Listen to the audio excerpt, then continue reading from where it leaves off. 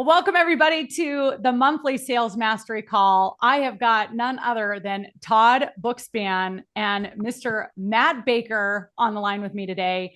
And this call is all about what to say, that your words matter, but more importantly, the energy, the intensity, the feeling behind your words are what's going to help you propel yourself to the life that you want to build. Change your words, change your life. Todd Bookspan is certified as a guide, as a coach, and Phil Jones framework, exactly what to say. I'm sure you're going to bring some of that brilliance here, Todd. But here's the cool part about Todd and Matt. And also Matt is also certified in this framework, but you guys have been together as partners, as loan officers for now 14 years. You know, most marriages don't last 14 years. Definitely most business partnerships. I can attest to that. We're going to get a divorce joke in here right away. And when I look at great leaders, you guys, I look at people that stick together a long time and that builds a team that doesn't just succeed here or there. You know, I think anybody could be a one-hit wonder. It's a team that succeeds year after year after year in changing markets with changing technology that requires pivots when life happens, because life happens. People move states, people get married, get divorced, have tragedies happen, markets change, rates go up, rates go down. You lose your best partnerships, you lose your number one builder, but yet a winning team continues to find a way to adapt and evolve. Not only do you guys consistently do $50 to $100 million in business on the Bookspan Baker team this year, on track for $80 million in production. You got a $10 million month on the board, boys. I love it. But I love that you've got your partnership and your team for as long as you have.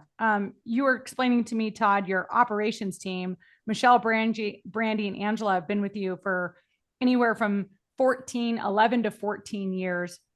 And then your two sales partners have been the least tenured person is 6 years on your team.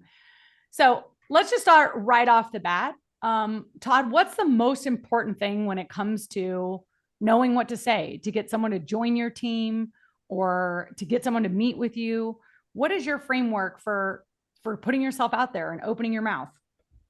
Well, it's funny. I always felt like I had a pretty decent ability to have a conversation, right? I was 10 years in sales in the bike business before I got in the mortgage business. And I felt like it was about building relationships. I've always felt that if I could out relationship other people, that would be good enough. And, certainly getting in Phil Jones' Exactly What to Say world a few years ago and becoming a certified guide was kind of a game changer. And what I realized was, something we've all observed. We have seen real estate agents who perform at the top level, anyone who runs a big real estate team, they do the work before the work. They role play all the freaking time. And we role play, but we just do it with our clients live. And then we wonder why we strike out.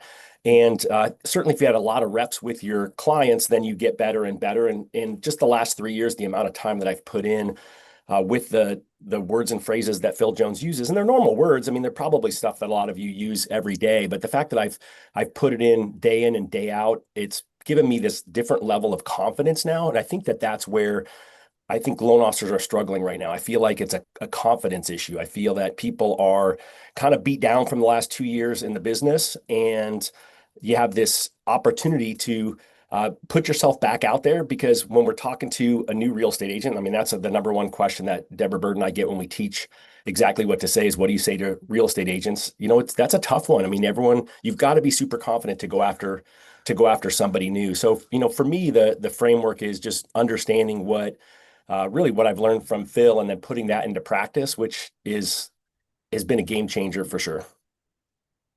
And the way you guys work, Todd, you network like a maniac. I mean, you love going to conferences. You're part of many different masterminds. You've brought me into the Be Wealthy network. You're going to be at Slay with Shay next week. Can't wait. So what are some of the things that you say in your style that tee up Matt? And then Matt, I'm going to come to you. And how do you quickly build rapport? How do you get that to convert? Well, I mean, I think, it's kind of funny. I think the handoff is one of the places that a lot of loan officers screw up, right? So, I stopped doing loans when I started coaching in 2016.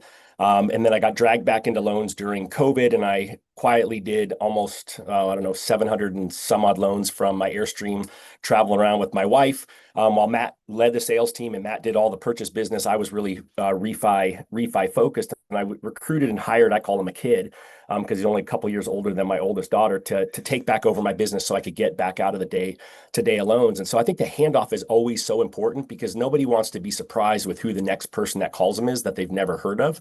And so, for me, that's humor, right? My sarcasm is probably not my best thing. It's my love language. And, I always joke, and it's true, because when I say it, I know it's true, but the other person on the other line doesn't. I just say, oh gosh, you know what? The next person you hear from is Matt Baker. Matt's amazing. Most people like him better than they like me. And if the person has a sense of humor, they laugh. And if they don't have one, then they don't laugh, but I think we'll still be friends. But and then they all call me back later and say, oh my gosh, you're right. Matt's amazing. Or in this case, Shay, who's the kid who took over my loans, he's amazing. People love him, and they really do like him more than they like me because they're better at their job than I ever was. So you're good at the edification and you use humor to do it. Now, Matt, what is your key to building that trust right away, or getting the likability, or getting the conversion with that real estate agent?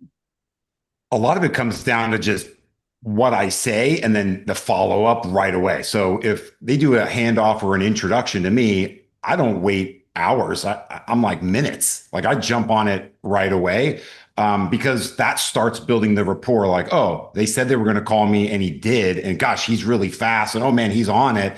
I just think about if I'm a buyer, or if I'm an agent and I get introduced somewhere, you don't want to wait hours, minutes, maybe, maybe even seconds. So I just try and jump on it right away. Even if I'm on the other line, I try and answer that or say, hey, do you have a quick time to chat? I mean, just really simple, but it's the execution of the follow-up and being kind of what I would call Johnny on it, on the spot, getting it as soon as possible. And then I hate the word multitasking, but it's, if you're on the other line, don't, obviously you want to be present in that conversation, but your mind's going 100 miles an hour. You can maybe jump over really quick, send a quick note and say, hey, thanks, nice to meet you. When's a good time to chat, and tee up the next one while you're on the other one, if that makes sense. Yeah, it does make sense. So you were saying that there's some simple things that have helped you be successful. A, you've kept a lot of your partners and big teams that you work with for a long time. B, you've converted some big whales, you guys. Like I've seen you onboard some huge teams. So Matt, what are some simple things that you do to stand out as a loan officer? And in addition to just being, expeditious, being very speedy, Yeah. what other I mean, things? you got to be passionate, right? You need to exude that passion through your conversation. And a lot of it is the excitement of like how to walk a buyer through the process, how to return the buyer back to the agent, more excited than they came to you, right? Knowing their numbers, getting excited about their numbers so that they're quicker to buy and they're quicker to act. And Phil Jones uses a kind of a triangle of empathy, curiosity, which kind of leads to action. And so if I can just be curious and empathetic as long as I possibly can, asking that one or two more questions, to get them, engaged, I'm going to get them to buy faster. If I get my buyer to buy faster than another loan officer, they're going to want to refer to me more than they're going to want to refer to them. And so I really try and find a way to engage with that client to get them excited to return them back to the buying process sooner and more passionate than before.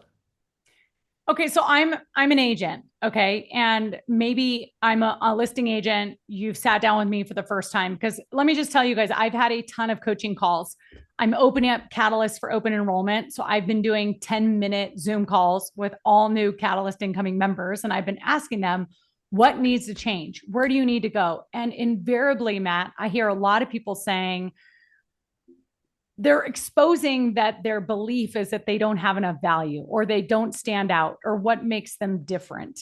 So do you position or phrase this when you're meeting me as a realtor? Do you say, hey, what I find is most LOs do blah, blah, blah, blah, blah, and here's what I try to do. Here's my elevated experience. Or like, how does that scripting go so that not only do I like Matt and he's fast and he's Johnny on the spot, but I'm clear about what you're going to do? Well, you simply just ask the question, what's your biggest pain point with your current lending relationship? Where do you feel like that lender falls short, or what do you love about them? I mean, you can ask both sides. What do you love most about that agent or about that loan officer?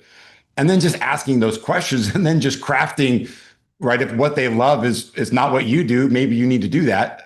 If you're falling short and that's not what you do, or what they don't expect, and that's something that you do, and it's like, oh, that's an easy opportunity to show your value, then you have that ready to go. And I would say that my biggest feedback that I get from agents on what frustrates them about the partner or the lender that they used previously was that the client returns, either ghosts them, doesn't return back excited. If anything, kind of comes back more afraid, more fearful, more uncertain than previous. So, that's a pain point. I feel like even if an agent doesn't articulate, I might address that early in the conversation. Like, hey, do you ever feel like a client comes back to you and they're kind of, frustrated, or if anything, disappointed in how and what their buying power is or what they can afford? Has that ever happened to you? And most of them are like, oh yeah, even if they don't realize that is. And then you just flip that. Well, gosh,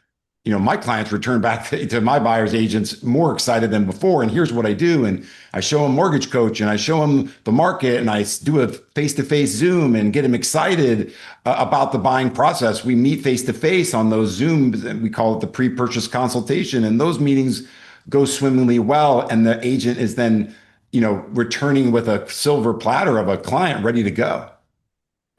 Okay. And what about the opportunity or the times when the client can't get approved or they can't afford what the market is? Because, like, let's be real, we're dealing with people every day that affordability is just their problem. They cannot imagine nor take on a $3,700 a month payment. And so they are disappointed. They are discouraged.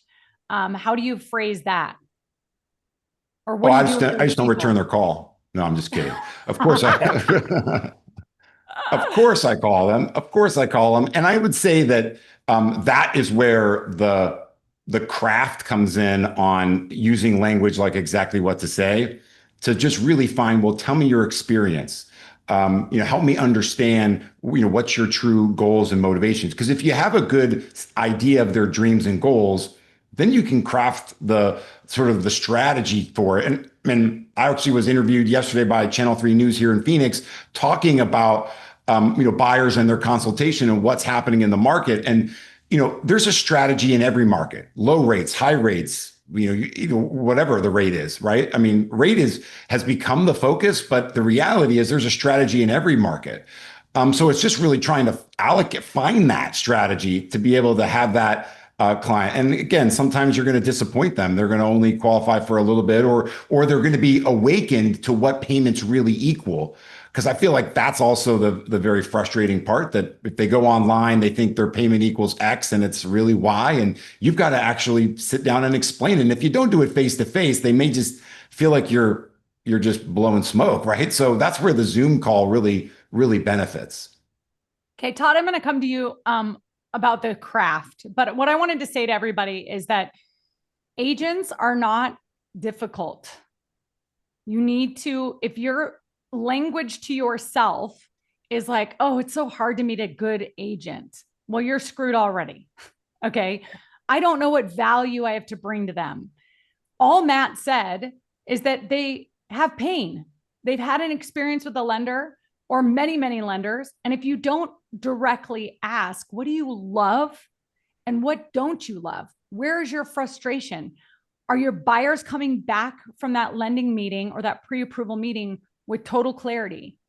Are they coming back educated? Are they coming back more committed to you as the agent? Has that loan officer done a good job of edifying you and selling you and giving a clear next step? Are they coming back with a sense of urgency? Are you running into issues where they jump into a house that they're not qualified for? Are you running into an issue where things are getting wobbly during the course of the transaction? Like, where's the pain? If a realtor says, oh, I love my lender and we're doing great. And yeah, they generally close on time. Like I always say it, like we're a shark in the water looking for our next meal. That's like a healthy seal that's swimming really strong. Move on. Like I'm looking for a seal that's got a little gash, that's like bleeding a little, not like almost dead that I have to resuscitate, but like, it's a good meaty seal that's had some pain, that's had some frustrations. So when I think about what are the possible pain points, I think about time, money, and stress. Because if somebody doesn't have a great pre-approval meeting where there's urgency and there's excitement and there's education and we've done the qualification, well, how is that going to impact that agent wasting time? How is that going to impact the agent's stress when the client doesn't have the clarity and the education? And for sure it's going to cost them money because they're spending time with the wrong buyers, right? Our job is to help them save time, make more money, convert at a higher level, get paid faster, as you said, Matt. Like if I get you buyers and they get paid faster, my escrows are shorter, the turn time from lead to contract is shorter because I have my process. That's how you can think about what I do helps them with their time, their money, and their stress. Okay. And it's not that difficult. And then you must believe you're the right person for the job. You must believe that if they share pains that I can do pretty easily, then it's good to go. If they tell me what they need is outside of my scope, there's more seals in the sea. I'll find the next one. So now there's an art and a science to everything. Let's talk about the craft, Todd. What are some of the foundational building blocks of the framework that you use, of all the sales experience you have going back to your entrepreneurial days at U of A and starting a bike shop and talking to customers? Tell us the craft of moving people. So Matt alluded to it, right? I mean, there's three critical ingredients, right, for influential conversations, and it starts with curiosity, right? You already said, Shayla, you have to ask them these questions, and oftentimes we just show up and throw up because we're too nervous to slow down and ask and just let it unpack, right? You could just kind of have to let that conversation unfold. But ultimately, what you're trying to do is stay in curiosity long enough by asking enough questions so you understand the context. Because you kind of nailed it, right? You already said that their stresses are it's time and money, and then the stress that they have of being busy. But you got to figure out what is it for them, right? Where are they finding success, right? Where are they struggling? And so I think it's just a matter of taking the time to understand the context, right? And then Matt said you have to be empathetic, right? Because ultimately, in the end, when you're empathetic, you want to be relatable. So I think when I talked about the fact that I was good at building rapport, I was just pretty good at being relatable to people, right? I was pretty good at figuring out really quick, what's motivating this person. Do I just need to, cut to the point because they're in a hurry and they just want, the bottom line, or are they going to be, the engineer type who had 7,200 questions and I needed to slow my roll to make sure that I answered each one methodically to make sure that I met up with them. Because ultimately, once you've got those two, that's what equals trust, right? So curiosity plus empathy equals trust. And that's where I think most people are just in too much of a hurry. If you can just slow down just a little bit, right? I think if you spend an extra couple of minutes up front, you save way more time down the road. And then you figure out, just like you said, if they're, I don't know your analogy of the shark and the seal, but if they've got, you'll know pretty quick whether they're a good target for you or not if you get to that point, because they're all going to tell you they got a great lender. They're all going to tell you that they don't need to talk to you. They're all going to tell you that they're busy. And so we all get shocked when we hear these things, and we hear them all the time. No different than when a client calls you and talks to you about what your rate is. But if you can get there, then the third part of the triangle is courage, right? Really, you're trying to give them the courage to move forward with you, to take action, right? And it's also, you need to get to that point so that you have the courage. You feel like, hey, I've done a pretty good job. I understand where this person's struggle is. I hear them say that they feel like their lender's great, but they're not available on weekends. And then you say you may be available on weekends. So you've got an opportunity there because you went there. They may say that that they don't have any idea what happens to a client after they get referred, that they don't really have a good reporting system. And guess what? You've got Salesforce or some other system that you've got at your company that'll get you that confidence that you can give them a system that you have that'll outmaneuver everybody else. The interesting thing for me is I think that we all know exactly what we have to do. We've all been doing this long enough. It's all out there. There's plenty of stuff that Shayla's putting out there that you just have to execute on what she says. And so I think when it comes down to the processes and systems, it's how do you explain it to them so that you sound different than the other loan officer that they talk to who has the same processes and systems, but just isn't good at articulating it. So you just landed a $200 million team. And I want to talk about this word empathy, because I've already seen it on social media this morning. What does it mean? If you're talking to me, I'm a team owner in real estate. I've got 40 agents on my team, and you've met me in one of these masterminds. Talk to me about taking time and showing me both curiosity and empathy.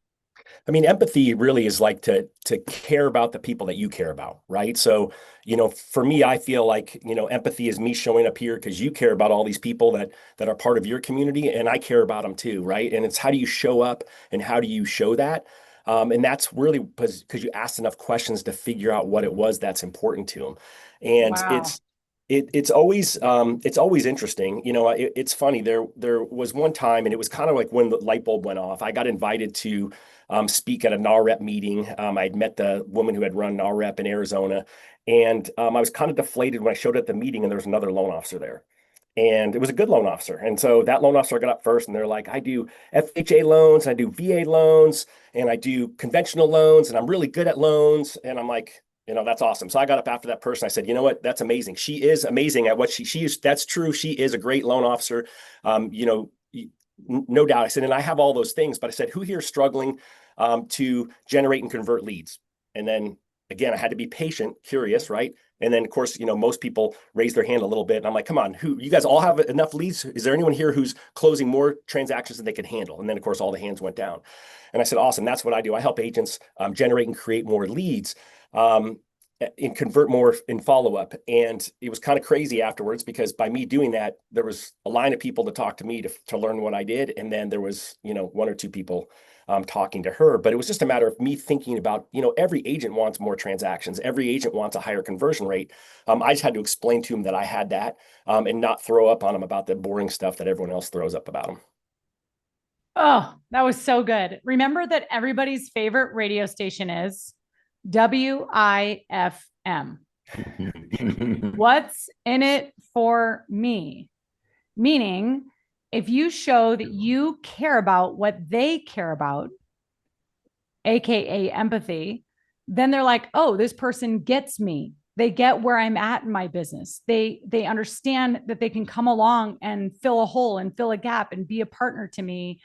And they're not showing up and throwing up, as Matt said, but they are showing up to care about me and to be thoughtful about what they're going to propose, right? That thoughtfulness is where people wow you because it's like, oh, you really see me. You've done your homework. You've looked me up. You see what I care about in this season, which by the way, a season could be an actual physical season, like a single mom realtor in the summer. What does she care about? What are her problems? Versus a team leader who just recruited 20 new people. What do they care about? What are their problems in this season? Guarantee you in another 6 months or 3 months, the ball will move. What they need, what they care about changes. It also reminds me that I was taught early on that people choose you because they like you. And we are all likable. You would not have gotten into sales unless you believe that you are likable as a person and that you actually like other people. Like you're a people person to some degree. I know we're nerds, we're geeky. There's a lot of us here that are technicians that came from operations. And like, we like paperwork sometimes. I like spreadsheets more than I like people. There's probably people like dogs more than like people, but still we like people and people choose you because they like you. They stay with you because you deliver. And Matt, I want to come back to you about delivering and what it's taking right now to deliver and convert. But before I do that, I want to remind you that we like people because we have shared values. So if somebody cares about their kids or their family and you care about family, you're like, oh, you have a shared value around family. Todd has 3 daughters, and he's constantly spending time with his daughters and one-on-one time with his daughters, and he's traveling around to see them. And it makes me fall in love with you every time we talk about your daughters. You have also been married for how long, Todd? 34 years or something? Yep, just over that. And Tara was a former attorney and operations in the mortgage business. And I want to be married for 34 years and 50 years. And I want to have the relationship with my daughters that Todd has. If Todd never shared those kind of personal details, how would I know we have shared values and that we like each other? Okay. So when you're setting up a meeting, what are you saying? Why are you making the call for an initial call? My famous line is, I always just like to say, hey, Matt, I heard incredible things about you from ABC, XYZ. This is how I come to know you, so that maybe there's a connection there. So there's a triangle for trust. There's a proof in the pudding. We did this great transaction together. It was awesome. We work well together, like whatever. There's a compliment there that says we're going to like each other. I admire you. And then I say, I want to find out if we can make some money together. Now, why do I go to that basic of a line? Because you're in business and I'm in business. I'm not here to make a new friend. I'm not here to just hear about your success. I'm literally trying to find out curiosity. I want to find out if there's a way we can make money together. I'm not even asking, can I be your primary lender?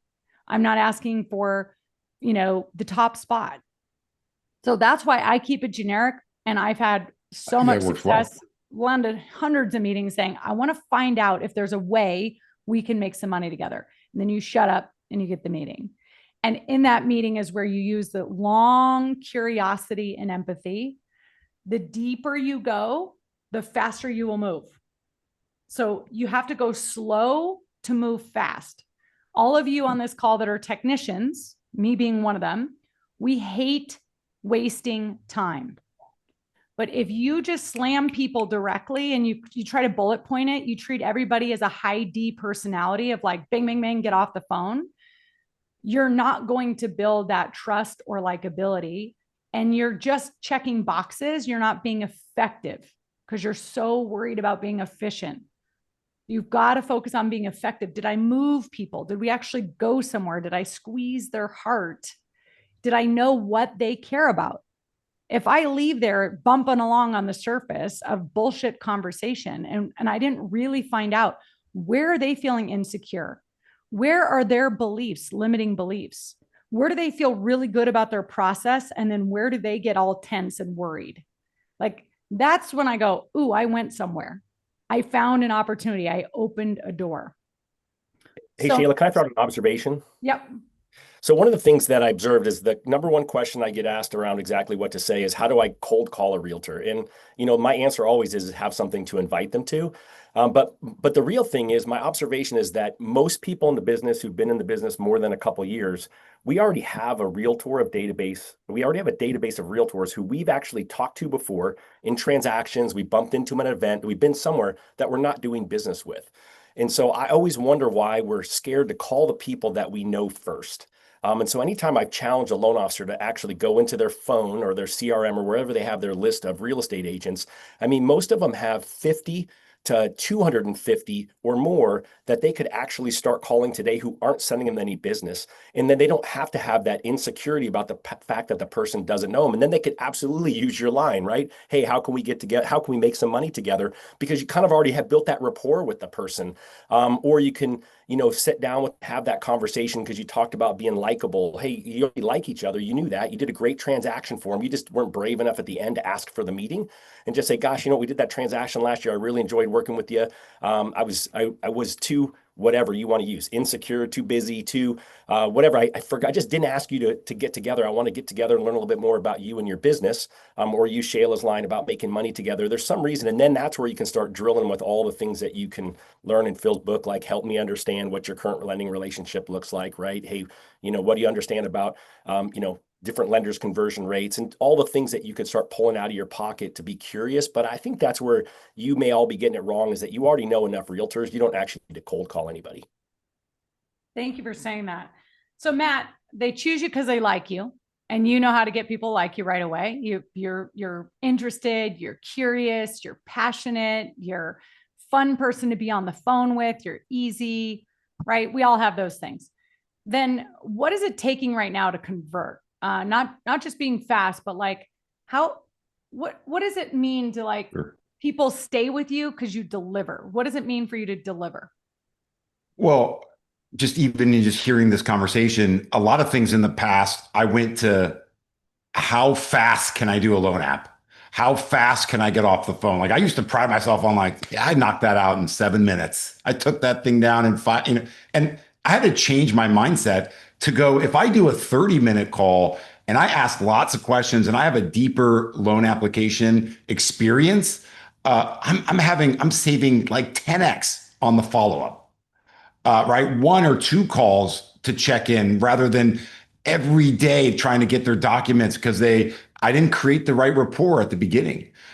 So, it has saved me a ton of time to just go a little bit deeper in those calls and not be so quick to just get them in and get them on and get an app and then, okay, I'll send you a list of stuff I need and then I'm on to the next. So that's really been kind of eye-opening. And that's been a few year maturation process as I've worked through like how to just be better at that. And then once I do the 30, 40-minute call, if that's what it takes, then they're my friend. And I just want Right. to say, I have to interrupt you for a sec, Matt, because Yeah. 80 something percent of those of you that have taken my Rainmaker archetype assessment are showing up as trust builders. So some of you say rushing is not my problem. In fact, I overspend time with clients. That's a problem too. Kristen, who was on one of our last sales mastery calls with Paul and Urschel, was saying, oh, I can get people to set up initial time on my calendar, and then I'll talk to clients for like 35 minutes on that very first phone call. That's also a problem to conversion because you're giving all of your time for free without the customer giving you anything. Okay. So it needs to be a give and take always. If you lean in, then they got to lean in, then you lean more, then they lean in more, then you lean in more, because you have to give the perception of I'm busy, I'm professional, I'm here for you, but like I got things to do, right? So what Matt's talking about is what I've experienced, which is a very technician thing to do, which is like, I'm going to be competitive and I'm going to race how fast I can get people on and off the phone and get a loan app. And it was 7 minutes long and move on. What I think we all have to focus on is like that initial call is maybe 10 minutes, but we go deep with people and then we give them a next step. And the next step is I'm going to book you for a full pre-approval meeting. Before that meeting, I need you to do XYZ so that we can have the most informed meeting we have. Now you've built enough trust to get them to go fill out your online application or submit all your documents in or drive across town. Husband and wife both take time off work to meet with you face to face or to do a Zoom call during business hours. That's your goal, is to build enough trust to move them to the next step. So for all of you trust builders, some of you are like, I have no problem going deep. You go so deep, but you're not focused on where am I going with this? How do I keep moving people down the tracks? And I think you got to stick to the dreams and goals, and you can do that in 10 minutes in an initial call, right? I do try to focus the majority of the time when is in the Zoom or face-to-face meeting. I mean, that's where really the money is, I think. You can ask good questions in 10 minutes. You can get to an idea of what they're looking for, what their dreams are. You can get them to that. And then always set them up with the next step and don't overwhelm them with 3 steps. Then just what's the next one?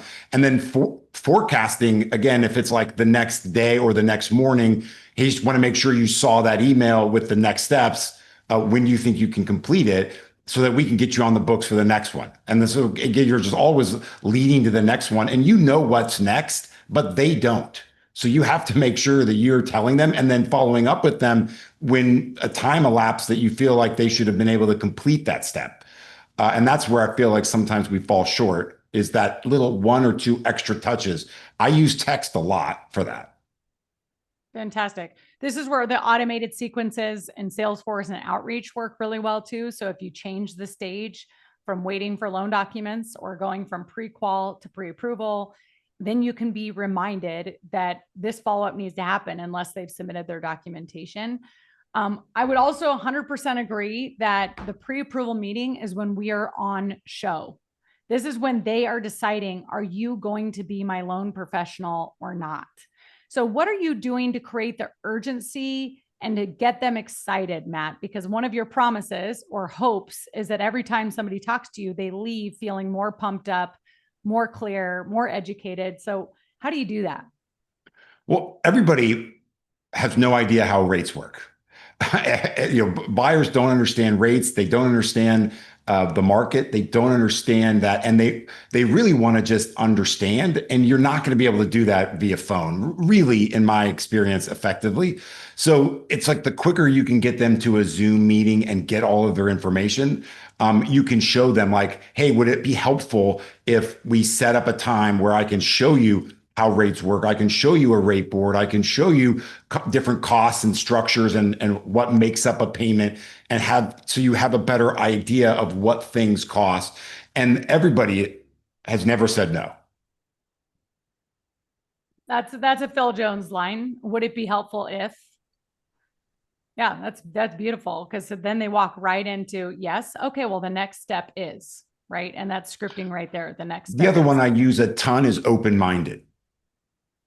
Yes. Would you be open-minded to a quick, to a Zoom call? So here's what I typically do. And a lot of times you're just telling them the process, and your process is the process they know. They don't know anything else unless they've talked to 10 other lenders, or, most of them aren't going to take you through, well, hey, you may have talked to somebody else, but my process might be a little bit different, but I feel like my experience will show in why I process it this way. And let's just take, ultimately, let's get an application so that we can get your documentations verified. Then we can have what we call a pre-purchase consultation so that we can set up and you can understand and see via Zoom or face-to-face exactly how the market works, what rates equal what that means for a payment and cash to close. Because we all know every buyer's two things they want to know every single time they talk to you that they don't is, what's my payment and what's my cash to close? If you could answer those two questions in a buyer consult, you're going to win.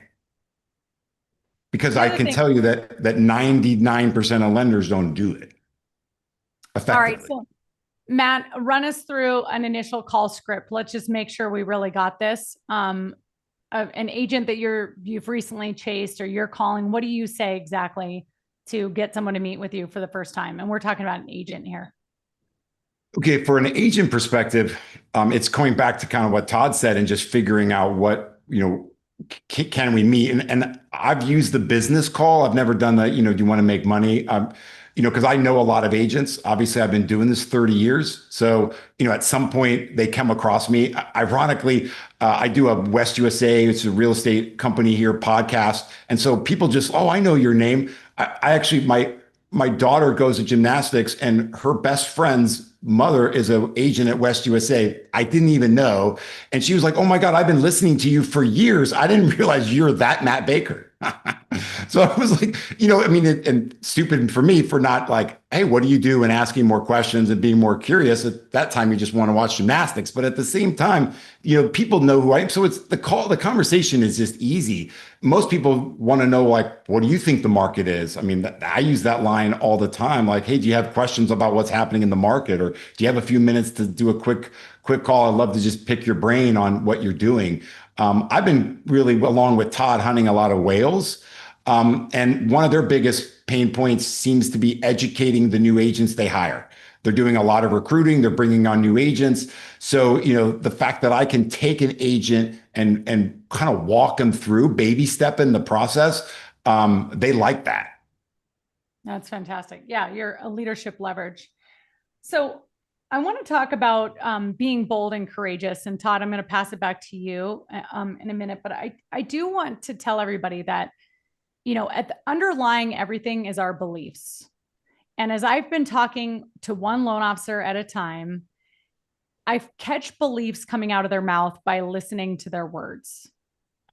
And so listening to yourself And then thinking about what is the belief behind those words. And it's the same thing when you listen and listen really intently to the agent you're sitting across from or to the buyer you're sitting across from. Not only what do they want, but what do they believe? Because if I can address at the belief level, that's where I can really move. And first, it starts with me. If you catch yourself saying things like, gosh, it's just so hard, that's your belief, right? Matt just said earlier, there's always a strategy in every market. And you could sense this kind of like playfulness about it and this energy and this like, yeah, every market, there's a strategy, there's a pivot, there's a way to win. Well, if that's Matt's belief and your belief is, gosh, it's just hard right now, how is that going to impact that first call to an agent? How is that going to impact your energy when you sit with a pre-approval meeting, right? So start listening to your words to find the beliefs underneath. This morning, one loan officer I met with said, gosh, I just kind of feel dirty asking for business. And I was like, whoa, tell me more about that. And what I'm looking for is what is the belief that you have? Another loan officer this morning on a coaching call, going to be a new Catalyst member, said, I want quality. I'm more of a quality person over a salesperson. So I know my issue is I hyper qualify. I don't want to disappoint anybody. And I will go more into sales mode if I have my systems, but they got to be perfect. And right there I go, ding, ding, ding. Okay, so what's the belief underneath? The belief underneath is unless things are perfect, I'm not ready yet. Or I'm not good enough unless I'm perfect. Okay. I spoke at a women's real estate luncheon yesterday. And after I did my talk and I did all kinds of fun stuff, and I had a 26 and a 27-year-old come up to me. And I said, so how are you guys doing? Where do you get stuck in the business? Where do you feel like your confidence isn't bulletproof yet? Where do you feel like you could build it up a little bit? Because here's what I realize about agents. They're human beings just like me. They chose to be commission only just like me. They are betting on themselves and they are also insecure just like me. So why not go there? Why not talk to people this way instead of like putting people up on a pedestal and like all the things that we do and building this big wall and we're scared to cross it, right? So the two girls, 26 and 27, said, I have no problem on the phone, but then I go meet this new buyer at a house and I know they're probably shocked that I'm as young as I am. And I said, perfect. Then you need to address it right then and there. Do it with a joke, do it with humor, do it with sarcasm, whatever you want to do. But if you already believe that people believe that you are young, and why would they trust a 26-year-old with this transaction? First of all, you got to shore up your own belief that you're worthy and that you're good enough and that you're capable. And why are you meant for the job? What are you going to do to work hard and earn this business and take care of this person? Right? You've got to work on your own belief that you are capable for that. But then second, you got to just confront the issue right off the bat. Like, hey, I bet you didn't imagine a 26-year-old to come here and help you buy your next $700,000 house, did you? And they're going to be like, well, no. And you're like, I'm telling you, I'm the right girl for you. I've been in the business already 3 years. I work on the #1 top producing team. I'm in educational every single day. And I'm telling you, I am ready to help you out. Or whatever is your story. Like I'm 1 year in the business, but I've succeeded at everything I've done. I've been a top athlete. I've been a top student.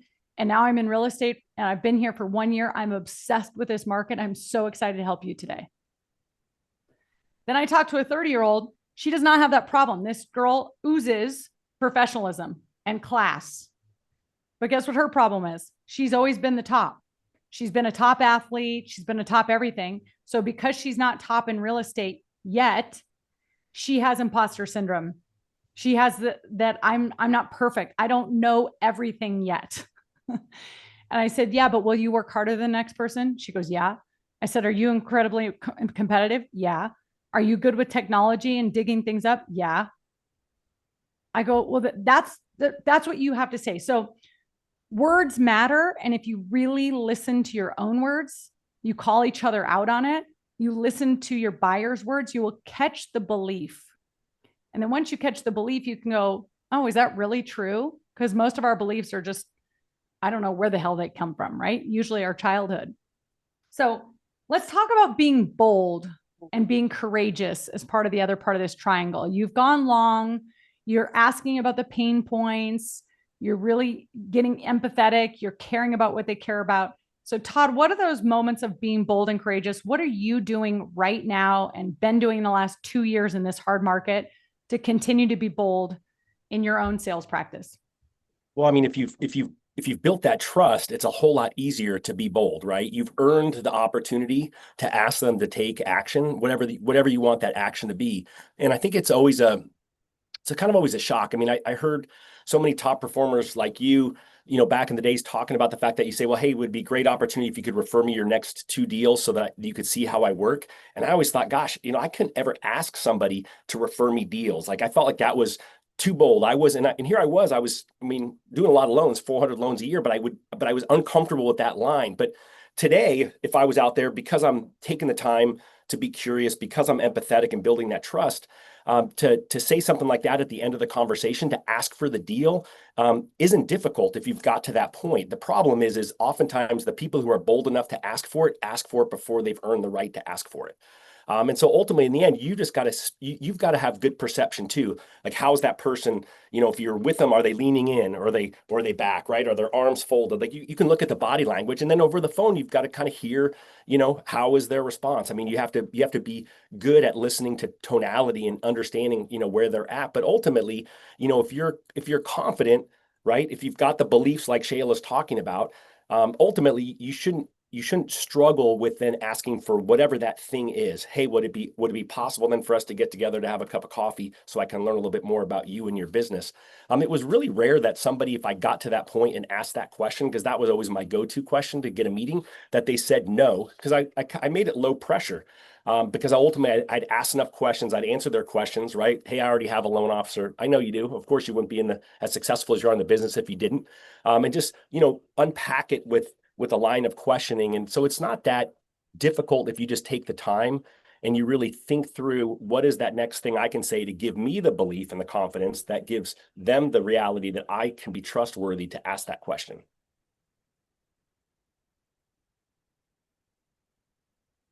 Oh, you're muted.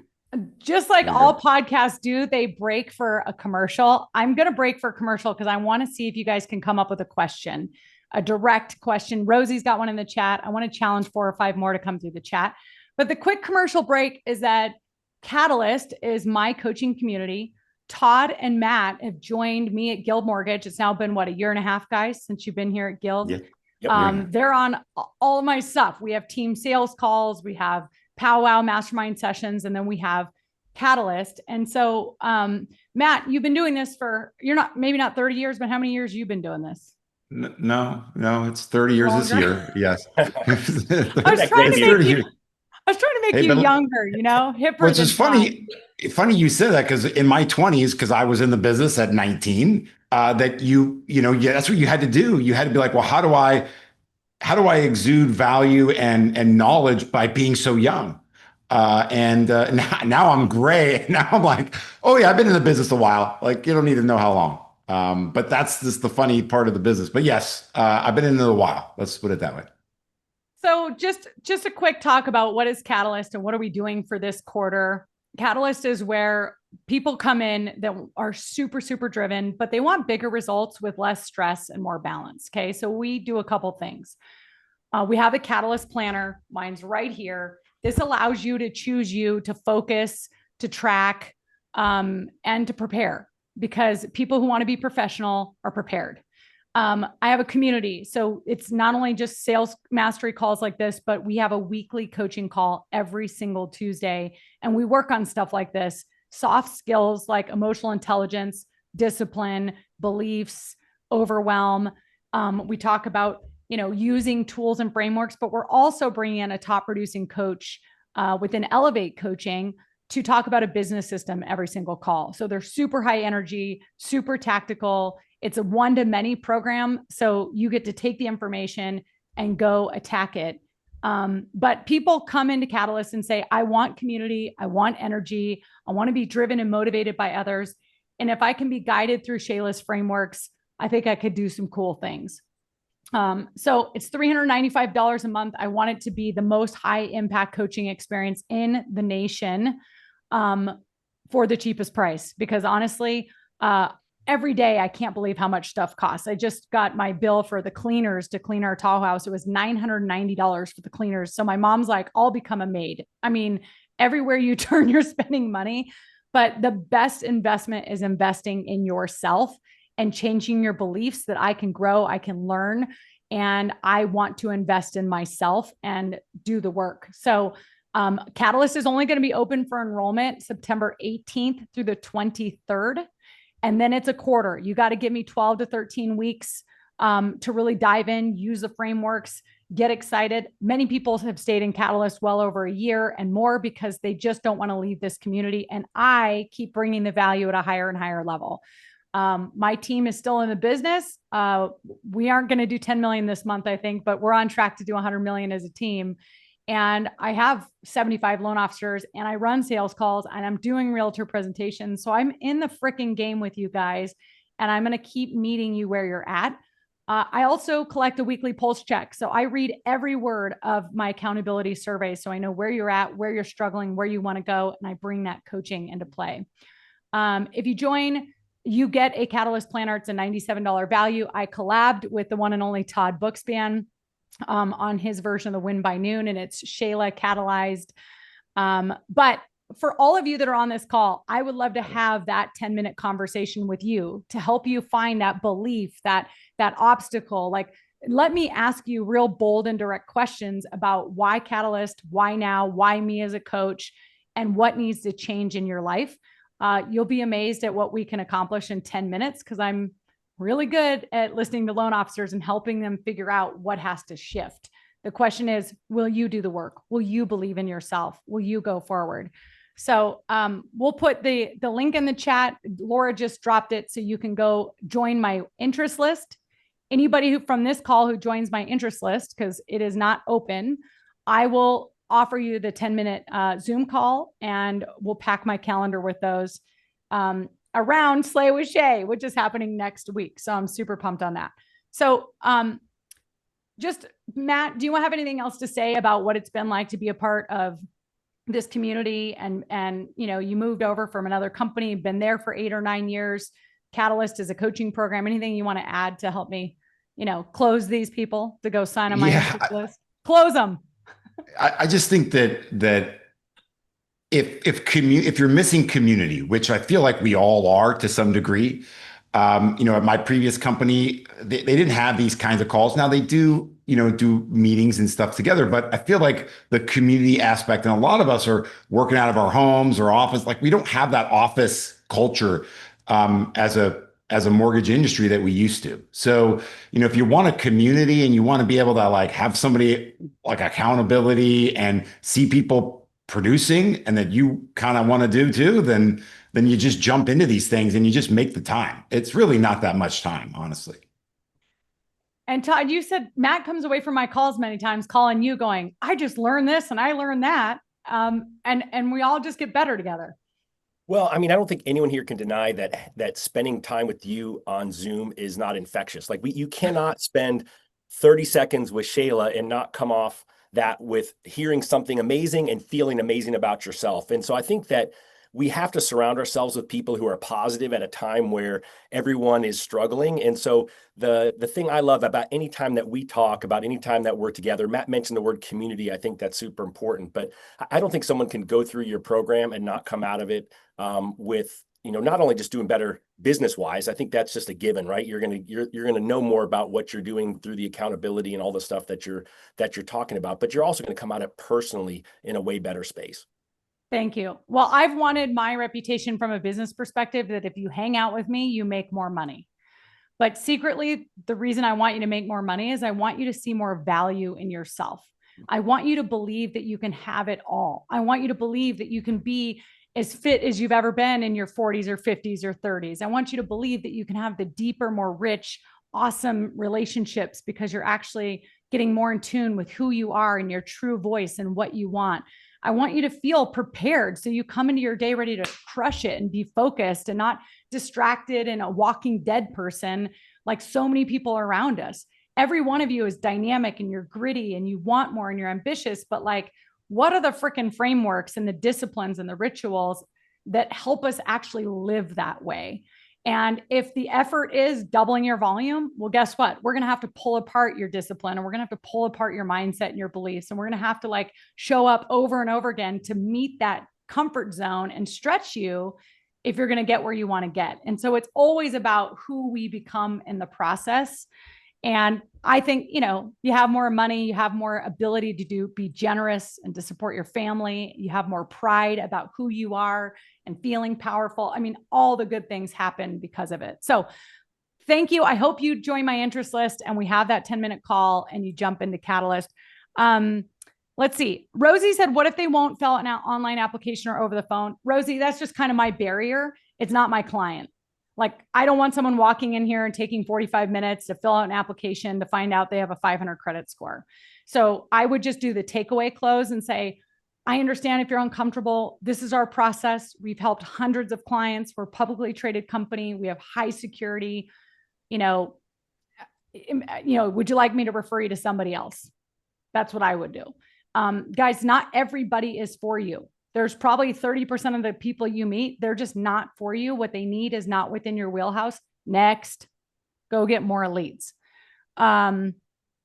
This seal metaphor. Okay, I got to scroll down. What's the suggestion for follow-ups for agents? Allie Fry is asking you, Matt, the first follow-up seems easy, but what about the additional follow-ups? Well, if there's a client in context, then the follow-up is really simple. I think we don't do it.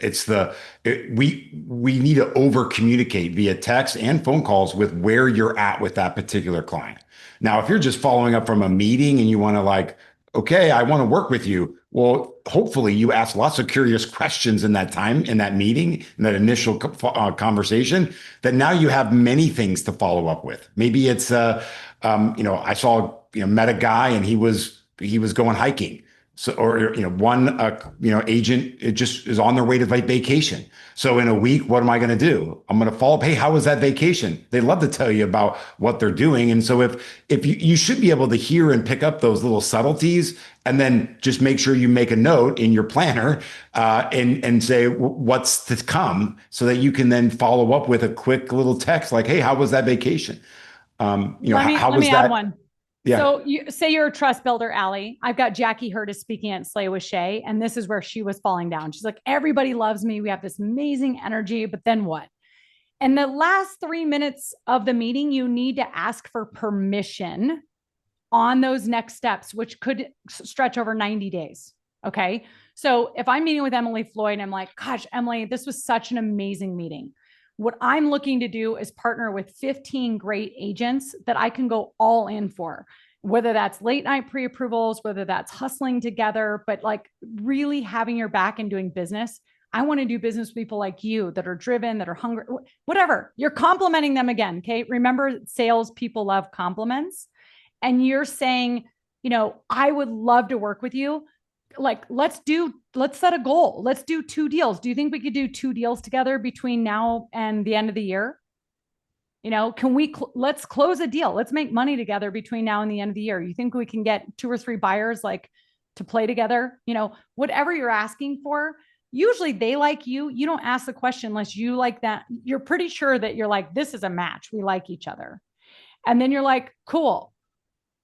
I'm going to keep following up with you. So we figure out how we get those buyers in action, whether it's open houses or calling past clients or doing a client party. Is that cool with you? Do I have permission to stay in touch so we keep this energy going from this meeting? So, and Shayla, wouldn't you say that it's also okay to not like them? Oh, and if I don't like them, I'm out. I don't close. Right. Like, hey, it's been so awesome meeting you. I hope that we run across each other and do business together over time. Thank you so much for your time. Out. That's me closing the meeting with honor and respect, because you will do business with them on the other side of a transaction or whatever, but I am not asking for the business. Because here's the deal. When you show up to the meeting, you need to put on your mindset that you're the buyer. meaning this, you're not pitching and selling and chasing. You're there as the buyer, deciding whether you're going to buy into this relationship. Are you worth my time? Because I know, like Todd and Matt, if you come to work for me at Gill Mortgage, I'm going to give you all I got. I'm going to be available to you around the clock. I will dive in. You want me to fly in and help you close a deal? You want me to help you launch a deal? You want me to help you anything? I will do your builder MSA, your ASA, like whatever the weird shit is that comes up. I'm an all-in chick and I'm going to be there. So I'm here as a buyer determining whether I am going to invest in this relationship. And if I like you, well, then yes, I'm going to ask for the close because I like you. I don't like everybody. Does that make sense? And that's true. Okay.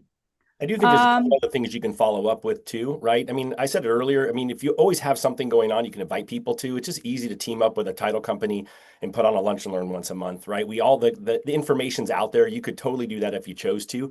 Matt and I do a monthly on Zoom, so it's easy for us. We do it for 20 minutes, not because we don't want to, because we don't have more to say, because we only want to spend 20 minutes, and we do your neighborhood housing pulse. It's a market update that we do for clients and realtors where we talk through economy, rates and housing. And Matt puts together slides and we go through that so we can invite clients and we can invite realtors to it. So we always have something to invite people to. That's always going to be the low hanging fruit. The other thing is if you're asking people where are you having successes and where are you having struggles, then you can just call and you could say, you know, gosh, Shayla, I just want to get your opinion. I was talking to another agent and they told me that they're really struggling with their open houses, that they keep hearing that people are getting, you know, dozens of people through, and they did one and they got 3 through. Do you have any suggestions? And let them be the expert and tell you what that they're really, you know, that they know and what they do. But anytime you ask someone for their opinion, they're going to be actually happy to share it with you because they love to talk just like you do. And anybody who's having success, you can turn around and learn from that realtor and then share it with another realtor. Be the harbinger of good news and good tactics and sharing wins and sharing positivity. People love it. People come to Catalyst because they want Shayla energy. It rubs off. Be that energy source for people. Final 2 things. Jose said, I kicked the can on cold calls. You've just got to be committed, Jose, to your numbers of face-to-face meetings every week. I want you to meet at least 3 new people to do business with every week. I say rainmakers book 2 appointments a day. I'm not here to have a long conversation. I'm just trying to get an appointment. A call to get an appointment is generally 2 minutes or less. I promise you, time it. Okay. I call you and I give you compliments. I tell you why I'm calling and what I'm looking to do. And I ask for the meeting and they either say yes or no. And if they say no, you go hang up, do 2 minutes, next, call the next one. And I give them compliments, the reason for my call, the direct ask, go for the appointment, right? They're not 20-minute calls. They're not BS calls. I make calls to book appointments. Okay. And find people you're excited to call so it feels genuine because you've done business with them before, because they just seem so cool on social media, because they're badass and you want to meet a badass. I don't care, but be excited about calling them, even if you're nervous and you're looking for a 2-minute phone call to book the appointment. And finally, Mitch, how do you compete when an agent has an LO paying for Zillow leads? There's 4 different positions with a realtor. Primary position, you come in, you be the primary, you get most of their business. Everybody wants that. But most of the time, that's not the position that we get. And sometimes I don't even want it because I don't want to be a slave to a big account who thinks they own me because they do 12 or 18 deals a year. But every now and then you meet a realtor who just had a bad breakup with their former lender. They do 20 deals a year and boom, you land the primary spot and you close 8 deals. But that's abnormal.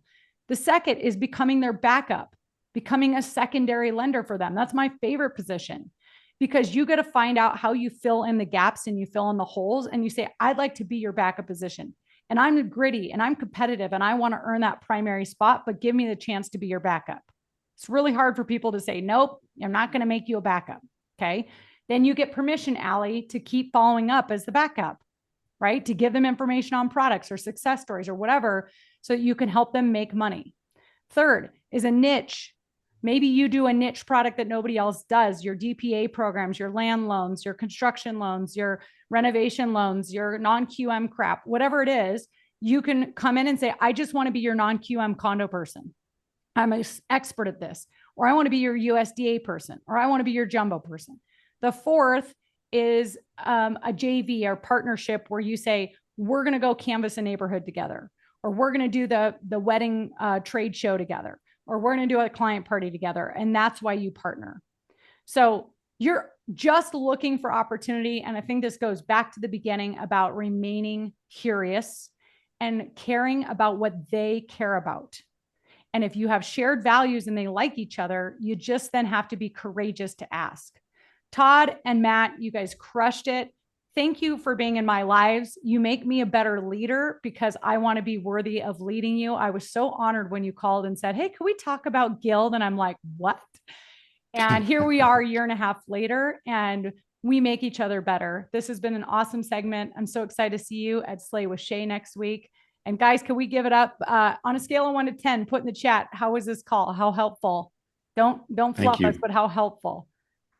There you go. We got 1.8. Thank you for being honest. But we also got a 12 and an 11.5. I got an 11.5. So that averages out, right? There's an average there. Yeah. Okay. And if you want to talk about Catalyst and get on my calendar, go fill out the interest list. I'll have a 10-minute Zoom call with you. And the window for enrollment to Catalyst is short this time, only 5 days, September 18th through the 23rd. Thanks for being on. We'll see you later, guys. All right. It was fun.